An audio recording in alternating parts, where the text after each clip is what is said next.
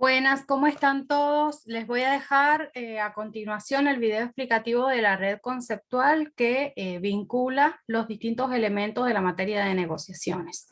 Voy a pasar a compartir pantalla para que puedan observar en la presentación cómo van a estar entrelazados o unidos los distintos elementos que hemos visto a lo largo del semestre en la materia. Y eso nos va a llevar a que podamos comprender mejor al momento de exponer en el examen final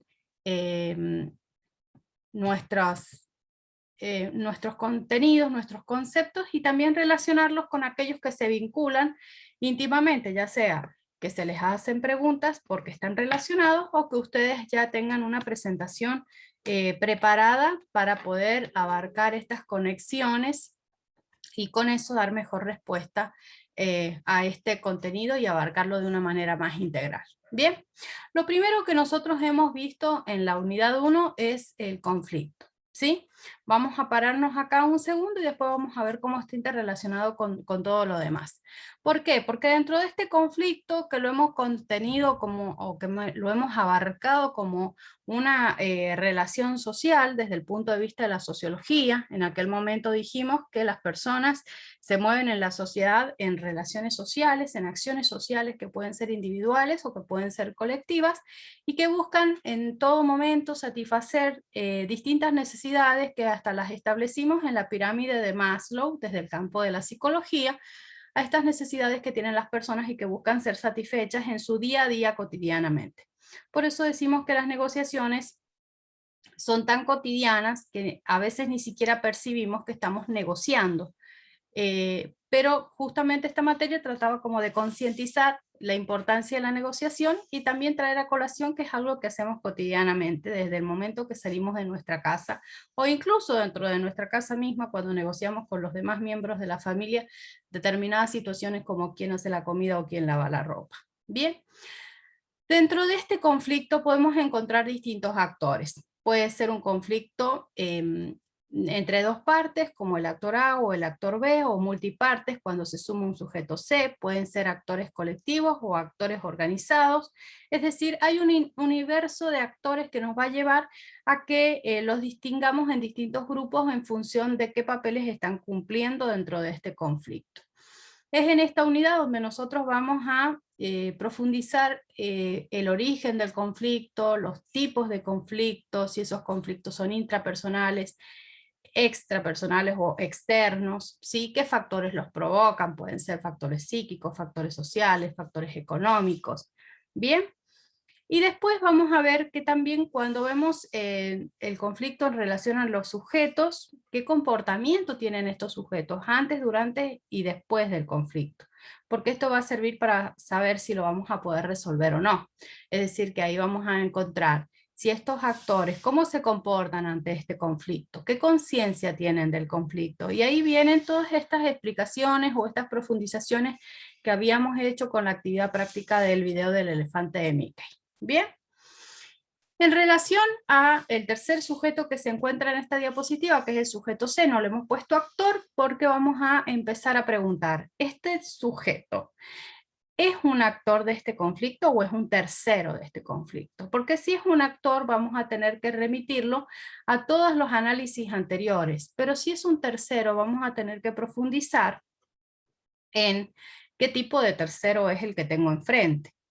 Es un tercero imparcial, es ese tercero que vamos a ir a buscar para que nos dé la solución, es ese tercero que va a poner orden, que va a poner límite, que va a detener una escalada de conflicto eventualmente por su autoridad moral, por su autoridad institucional, sea eclesiástica o sea organizativa, o es un tipo de tercero del tipo ventajista, está aprovechando el conflicto entre las partes porque se va a ver beneficiado del resultado de este conflicto. O puede ser el tercero candela, uno es que está manipulando a la otra parte para que exista este conflicto, porque de este conflicto va a haberse beneficiado también, es el famoso divide y reinarás. Eso vamos a tener que analizarlo en cada situación conflictiva que se nos presente. Por eso, atender a estos elementos es fundamental para poder establecer si esa persona forma parte del conflicto, o es la que lo está generando, o es la que lo está provocando, ¿O es la que está permitiendo que suceda para beneficiarse de él? ¿O es la que nos puede ayudar para terminar este conflicto o detener la escalada y poder sentarnos a negociar? Miren cuántas cosas puede hacer un tercero dentro de una relación conflictiva. Una vez que nosotros hemos asumido este triángulo donde vamos a presentar a los actores de la primera unidad, vamos a pasar a ver situaciones más complejas que se relacionan con este pequeño triángulo. Acá podemos ver en nuestra segunda diapositiva, ¿sí? Que este triángulo pasa a ser la punta del iceberg, donde se van a presentar sujetos y terceros. Pero que debajo de este iceberg vamos a encontrar que estos sujetos y estos terceros tienen distintos objetivos. Eso ahí vamos a tener que echar mano a los apuntes de Entelman, ¿sí? Porque vamos a tener que analizar si esos objetivos son concretos, si están en la base de la pirámide, si son simbólicos, si están en la media de la pirámide de Maslow de las necesidades, o si son trascendentes, si están en la cúspide de la pirámide de Maslow de las necesidades. Porque eso va a significar que a medida que subamos escalón a escalón en la pirámide de necesidades, va a ser más difícil llegar a satisfacer esos objetivos, va a ser mucho más difícil satisfacer esas pretensiones individuales que tienen las partes, y muchas veces nos vamos a encontrar con que aquello que aparece concreto en realidad es simbólico, y aquello que aparece simbólico en realidad es trascendente. Entonces, muchas veces los sujetos no demuestran a prima facie, en la primera vista, a la primera vista cuando yo enfrento por primera vez la situación conflictiva, aquello que es lo que los moviliza, aquello que es lo que realmente desean, sino que visten sus pretensiones o sus intereses con distintas posiciones, les ponen ropajes distintos y los muestran de maneras más concretas, cuando en realidad lo que quieren puede ser reconocimiento, puede ser una mejor situación laboral, se puede traducir en más tiempo libre con la familia, ¿bien? O puede ser una cuestión espiritual o una cuestión personal que trasciende lo que naturalmente o lo que en la pirámide de Maslow estaría en la parte más baja o en la base. ¿Bien? También vamos a tener que ver acá cómo se van a ir comportando estos sujetos a lo largo del conflicto. El conflicto es como una carrera. Nosotros cuando nos paramos a verlo estamos viendo una secuencia de algo que está en constante movimiento. Entonces acá nos podemos encontrar también con los movimientos de escalada y desescalada, y qué implica la escalada y qué implica la desescalada. Acá también vamos a volver a Entelman, también vamos a volver a repasar aquellos conceptos vertidos cuando vimos el video de Neuro, ¿sí? Y vamos intentando hacer un puntapié en lo que son los intereses y las posiciones. ¿Por qué? Porque es importante comprender las diferencias para poder establecer los objetivos y tratar de deslumbrar hacia dónde están ubicados estos intereses y estas posiciones. Mientras que los intereses van a ser aquello que las partes realmente quieren, las posiciones van a ser los ropajes con los que visten lo que quieren para que sea socialmente aceptable. ¿Bien? Entonces así va a ser más difícil cuando nosotros abarquemos el conflicto si nos sentamos a mirar con qué argumentos ellos muestran lo que pretenden. Las posiciones son los argumentos que esgrimen las partes al momento de manifestar lo que desean. Y el interés es lo que realmente desea, que muchas veces no coincide con la posición, porque lo que realmente desea es algo que puede ser reprochable socialmente, considerado egoísta. Entonces va a ser vestido con mejores ropas para poder ser presentado ante la sociedad y obtener un sí por parte del otro.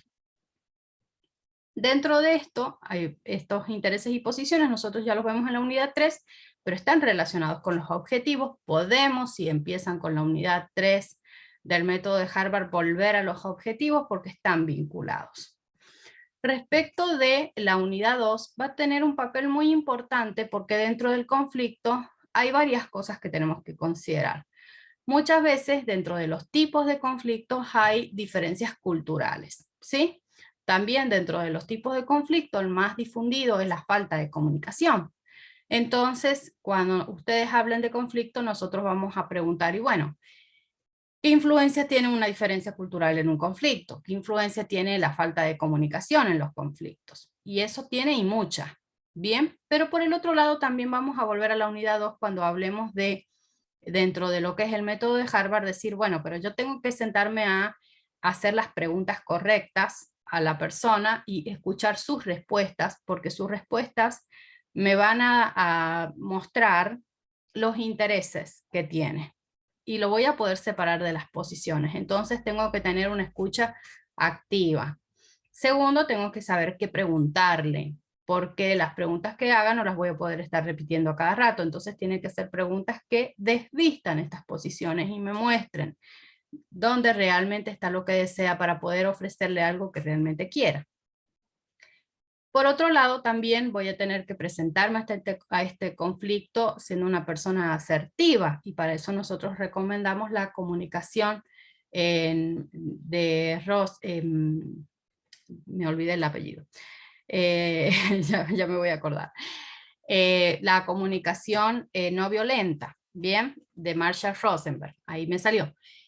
Porque es importante que nosotros nos podamos comunicar asertivamente con la otra persona, más si hay escalada de violencia, para que no se sienta atacada, no sienta que estamos siendo agresivos con él, y se cierre más y nos impida lograr un acuerdo. Y por el otro lado, tenemos también que considerar que siempre que estoy ante un conflicto tengo que ser empático, tengo que pensar cómo reaccionaría yo si estuviera en ese lugar. Eso me va a servir a mí para ejercitar la asertividad y también para establecer canales de comunicación que permitan poder reanudar esta comunicación entre las personas en conflicto y poder llegar a una solución. Todo esto que está acá abajo de la diapositiva son los métodos, ¿sí? Los métodos que hemos visto a lo largo de la materia. Como verán, los verdes son los autocompositivos, ¿sí? Contra más verde, más participación de las partes que están en conflicto y más utilización de sus propios recursos personales para poder resolver ese conflicto. Contra más me voy alejando de lo verde hacia lo rojo, me voy yendo hacia la heterocomposición, es decir, que la resolución del conflicto va a venir por parte de un sujeto externo que en realidad no le interesa lo que yo quiero, y que lo más probable es que contra más rojo sea, menos posibilidades de satisfacer mis intereses yo tenga, ¿sí? O más bien que va a ser un juego de ganar-perder. Entonces, si vuelvo a los métodos autocompositivos, vamos a ver que el más verde es la negociación, y que acá la negociación es sobre los intereses. Por eso se les ha puesto ahí abajo sobre qué estamos negociando o sobre qué se está dirimiendo el conflicto en cada una de las situaciones.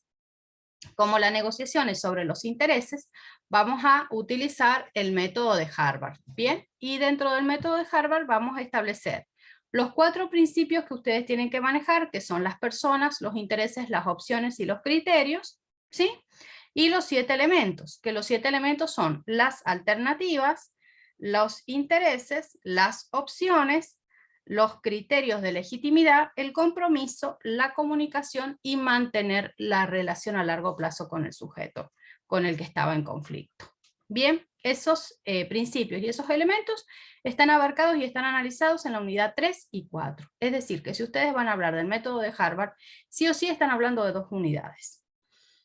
Por otro lado, tenemos los otros métodos alternativos de resolución de conflicto, que serían las MARCs. Bien, dentro de las MARCs van a entrar todos los demás: la mediación, la conciliación y el arbitraje. Bien, la mediación también está basada en intereses. El mediador se esfuerza en establecer cuáles son los intereses reales de las partes y acompaña este proceso de llegar a un acuerdo por parte de las partes. Bien, esto lo vamos a ver en la unidad 5, es decir que todavía estamos hablando con recursos que tienen las partes para gestionar, en la negociación por sí mismas, en la mediación acompañadas por una tercera persona, ¿sí? Que va a ser un tercero imparcial y que les va a ayudar a que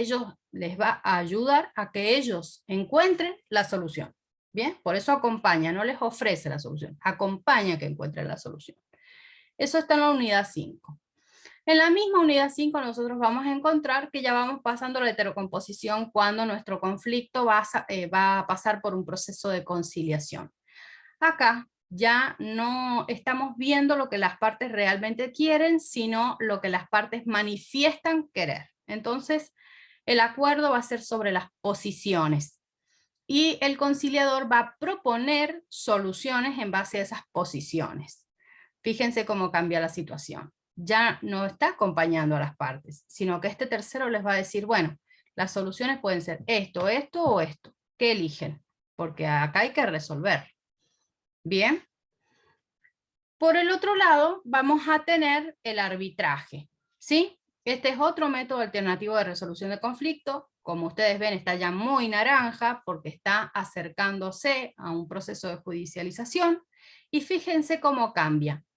Ya estas posiciones que tenían las partes, esta manifestación de lo que quieren, van a buscar en alguna legislación que a ellos les correspondería eso que están pidiendo. Es decir, que su posición la va a basar en un derecho, ¿sí? Y va a poner en este tercero, el árbitro, la delegación de la solución. Lo va a elegir para que el árbitro decida, ¿sí? ¿Quién va a ganar? Ya vamos a encontrarnos en un ganar-perder. Acá ya no hay una solución que las partes tenemos que elegir, sino que él va a decidir, o este sujeto tercero va a decidir quién va a ganar y qué posición está mejor fundada, o qué posición tiene más probabilidades de realizarse, y él va a establecer la solución. Entonces las partes se han sometido voluntariamente a esa decisión y se han obligado a que una vez expresada la van a cumplir. Y finalmente, nosotros tenemos ya este último método heterocompositivo, que no lo trabajamos en la unidad, sino que solamente lo mencionamos, es esto que ya no es un método alternativo de resolución de conflicto, porque no es una resolución de conflicto técnicamente hablando, es la judicialización de la situación conflictiva. ¿Por qué la judicialización? Porque acá ya fíjense ustedes que debajo de judicialización no dice posición, dice pretensión. Es decir, que acá hay un incoar, un asusar, un movilizar el aparato judicial del Estado para que mi posición está basada totalmente en derecho, si no, no la puedo presentar ante un estrado judicial. Y acá el juez no va a decir qué es lo más conveniente sino, para cada una de las partes, sino que su resolución incluso puede ser injusta para ambos. Bien, y acá no hay verdaderamente una solución del conflicto, sino que hay una fuerza que los oprime a ambos, y en definitiva puede terminar siendo un ganar-perder o un perder-perder para ambos. ¿Sí? Nunca es un ganar-ganar, porque jamás salen los dos contentos del juzgado. Puede ser un ganar-perder, porque va a salir uno siendo reconocido en sus derechos, pero puede ser un perder-perder para ambos, porque no necesariamente el juez va a darme lo que yo estoy pidiendo como lo estoy pidiendo. Es decir, que acá la heterocomposición queda totalmente fuera de mi capacidad de resolverlo. Si yo después me arrepiento, no puedo detenerlo, es una bola de nieve que la inicié y no baja sola. Y una vez que baja, me va a pillar abajo y veré cómo me encuentra. Entonces la judicialización no es un método alternativo de resolución de conflictos, sino que es el paso al derecho de un conflicto. Bien. En ese sentido, como ustedes ven acá abajo, tienen debajo de cada método alternativo, lo más importante es sobre qué se está trabajando el conflicto, si sobre los intereses, si sobre las posiciones, cuál es la función principal dentro de ese método alternativo. Si en la negociación nosotros vemos el método de Harvard, en la mediación hay un tercero que acompaña, en la conciliación hay un tercero que propone soluciones, en el arbitraje se delega la solución a ese tercero es el que va a resolver el conflicto, va a decir quién tiene la razón y cómo se resuelve. Y en el último, que es la judicialización, no hay una resolución, sino que es un ganar-perder. Bien, entonces desde este punto de vista, como ustedes verán, acá tenemos los principales elementos de este conflicto y las formas de resolverlo que hemos visto a lo largo del programa de la materia. Finalmente, en la unidad 6, nosotros vemos lo que se llaman otros escenarios de negociación, otros tipos de negociaciones que se dan en otros escenarios, que sería lo mismo prácticamente. Esto está relacionado con, si bien estas dos partes, que son la negociación laboral y la negociación internacional, están dentro de la unidad 6, se relacionan estos temas de la unidad 6 con cultura de la unidad 2 y con el método de Harvard de la unidad 3 y 4. Bien, entonces, dentro de la unidad 6 yo me voy a encontrar con la negociación laboral, que por la especificidad de sus campos se da normalmente dentro de las problemáticas internas de la empresa. Acá entraría más fuerte los contenidos de los alumnos de recursos humanos y que se van a aplicar la unidad 3 y 4 porque vamos a aplicar el método de Harvard dentro de las problemáticas internas. Bien. Y después tenemos la negociación internacional, que es cuando esta negociación está caracterizada porque las partes representan intereses de banderas distintas. Entonces acá vamos a volver sobre los conceptos de la unidad 2, sobre cultura, sobre empatía, ¿sí? Porque va a predominar en este escenario diferencias culturales al momento de abarcar la situación conflictiva. Podemos encontrar conflictos de tres tipos, que son los de compraventas internacionales, los acuerdos con intermediarios en el tipo de compraventas internacionales, como los distribuidores y los agentes, y también que pueden ser alianzas estratégicas que pueden ser ya de tipo político. Como esas últimas ya exceden a lo que sería la materia, porque eso ya sería parte de las carreras de relaciones internacionales, lo que nosotros tenemos que ver es que en las dos primeras siempre se basan en las normas internacionales de contratación y se va a aplicar el método de Harvard, el 3 y el 4, para aquello que sea posible, porque realmente lo es posible, y también la comunicación no violenta de Marshall Rosenberg también va a ser muy útil en este tipo de negociaciones. ¿Sí? Con todo eso, sería esto lo más importante a considerar para establecer cuáles serían los elementos más fundamentales o más vinculados con la materia. Quedo entonces a la espera de sus consultas y sus dudas, y cualquier inconveniente se comunican con la cátedra. Los esperamos en las mesas de exámenes. Que estén muy bien.